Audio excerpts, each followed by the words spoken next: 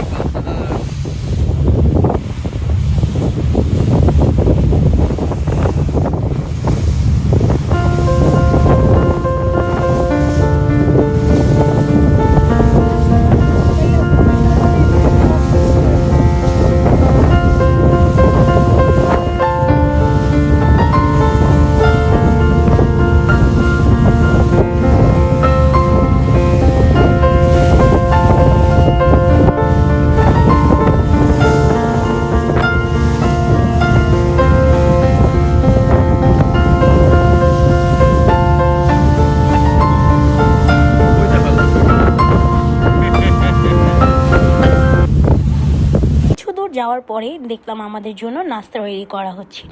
এখানে ছিল তরমুজ, কাপকেকস অ্যান্ড ক্রোসান। এগুলোর জন্য আপনাকে কোনো পে করতে হবে না, এগুলো একদমই ফ্রি ছিল। আর বাকি যা ছিল সেগুলো আপনাকে কিনে খেতে হবে। তো দেখেন, মাশাল্লাহ কি সুন্দর লাগছে না? এই সুন্দর দৃশ্যটা আমার হাজব্যান্ড ক্যামেরা বন্দি করে। আর সাথে দেখেন ওই যে সুন্দর কাপলটা, আমি আমার হাজব্যান্ডকে বলতেছিলাম এখানে আমি আর তুমি থাকলে ভালো হতো, বাট সেই দিন কেন জানি ভাইয়া অনেক ঘুমাচ্ছিল, যার কারণে ভাইয়া না নিজে কোনো ছবি তুলতে পারছে না আমাদের কোনো ছবি তুলে দিতে পারছে।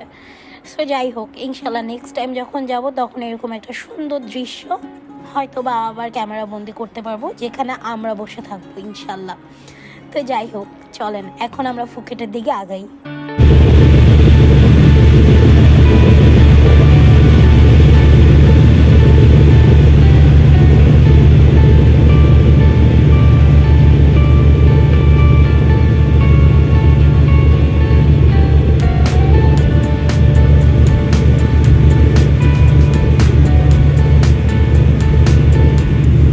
এই তো সমুদ্রের সৌন্দর্য দেখতে দেখতে আমরা কিন্তু চলে আসছি ফুকেটের দিকে।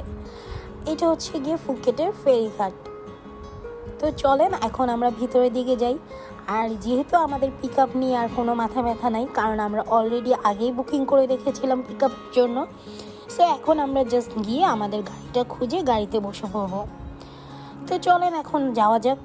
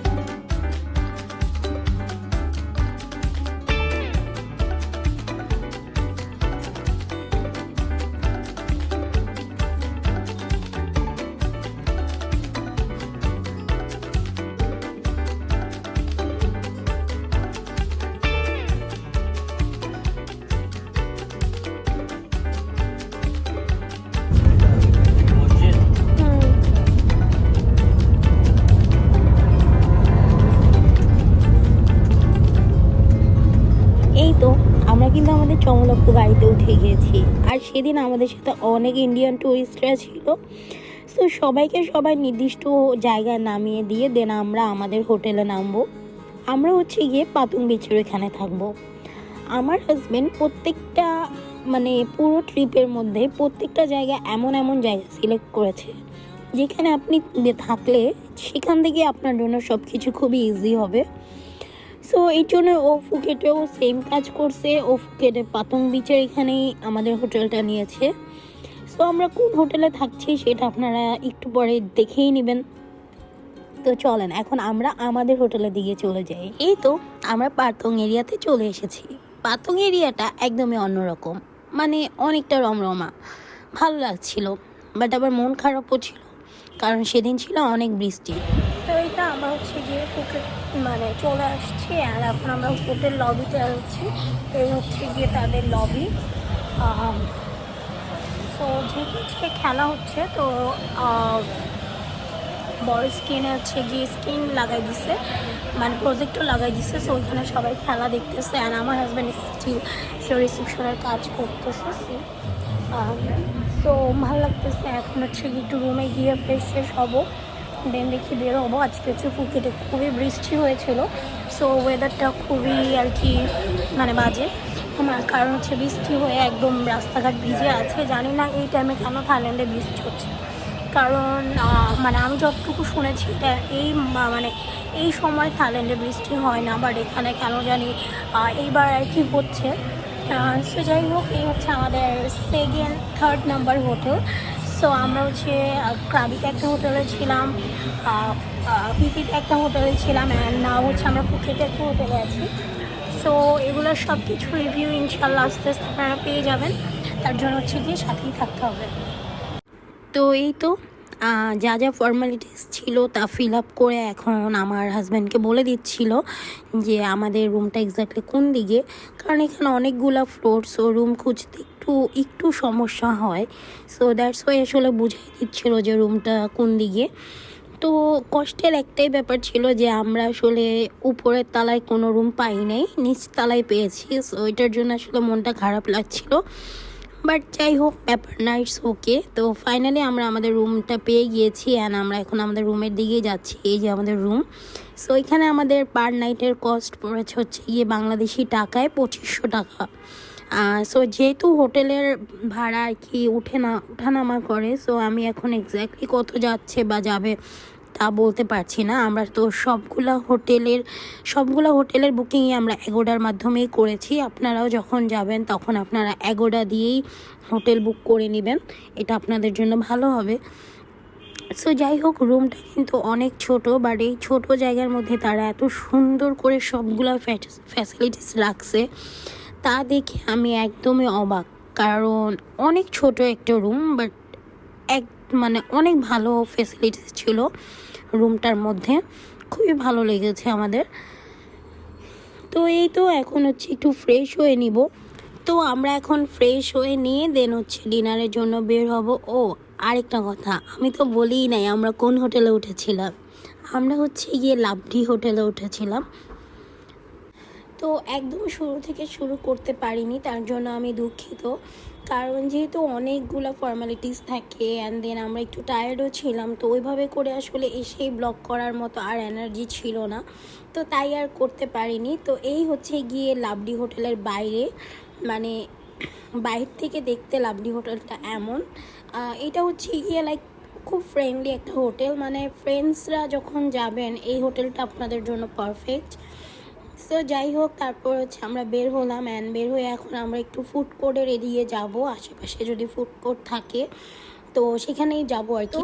এই ফুড কোর্টটা পাতং বিচের একটু আগেই, এটা আমাদের হোটেলেরও কাছে।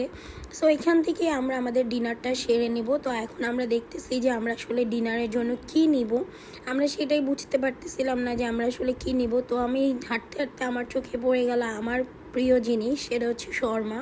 অ্যান্ড বাইরের কান্ট্রির শর্মাগুলো কিন্তু একদম অন্যরকম টেস্ট হয়, খুবই ভালো লাগে। সো আমি ওকে দেখাচ্ছিলাম যে আমি এটা নিব, অ্যান্ড ওই যে দেখেন হালাল সাইনও দেওয়া আছে। সো এইখানে আসলে কিন্তু আপনাকে একটু বুঝে শুনে খেতে হবে, আর একটু সামনে গেলেই দেখা যাবে যে এখানে অনেক পর্কও আছে, আবার চিকেনও আছে, মানে বিফও আছে, সব একসাথেই রাখা। তো এই জন্য আপনাকে একটু বুঝে শুনেই খাবারটা খেতে হবে। সো এই যে দেখেন ফলগুলা সাজিয়ে রাখছে, অ্যান্ড এদের ফল কী যে মজা। সো যাই হোক, এখন হচ্ছে আমরা আরেকটু দেখতেছি আর কি কি খাওয়া যায়।